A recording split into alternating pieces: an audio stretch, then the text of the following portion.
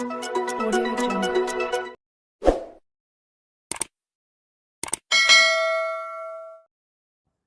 Terima kasih kerana sudah menonton channel saya Bantuan-Bantuan Kerajaan. Sebelum itu, jangan lupa tekan butang share, like dan subscribe untuk lebih banyak info yang akan saya kongsikan. Dalam video saya kali ini, kita akan kongsikan satu berita penting khusus untuk penjawat awam Malaysia dan juga pesarah kerajaan, iaitu pengumuman rasmi mengenai gaji April 2026 yang diawalkan.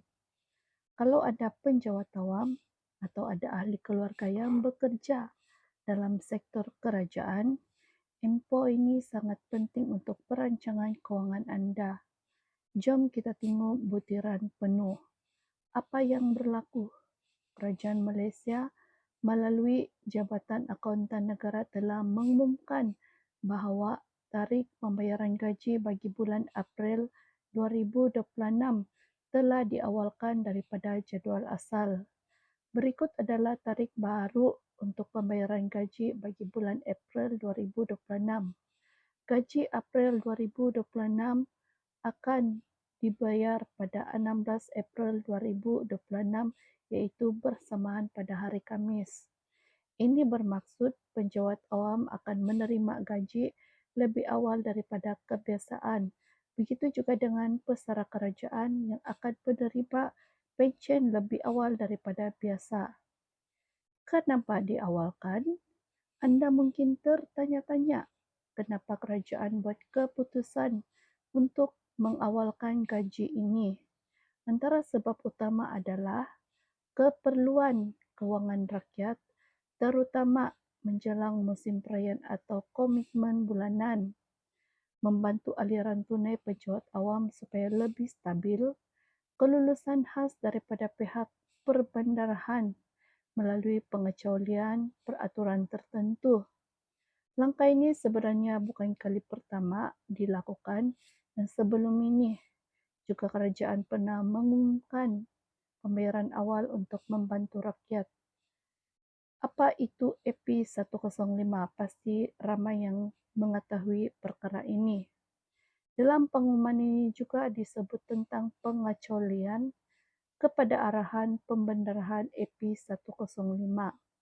Secara ringkas, AP105 adalah satu peraturan kewangan kerajaan yang menetapkan tata cara pembayaran termasuk gaji. Namun dalam situasi tertentu, kerajaan boleh memberi pengecualian khas supaya pembayaran boleh dibuat lebih awal daripada jadual biasa. Jadi dalam kes ini, pengecualian tersebut telah diluluskan bagi membolehkan gaji April 2026 diawalkan. Implikasi kepada penjawat awam kerana gaji ini diawalkan dan kesan kepada anda sebagai penjawat awam.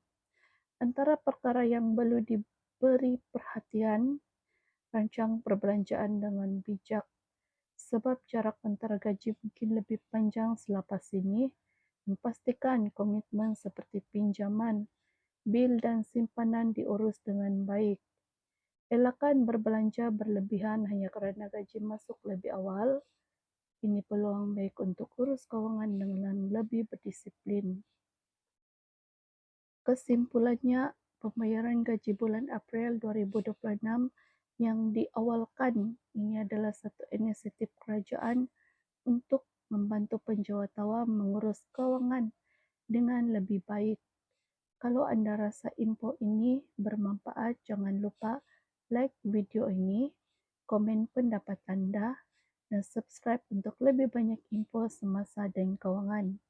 Terima kasih kerana menonton. Jumpa lagi dalam video seterusnya.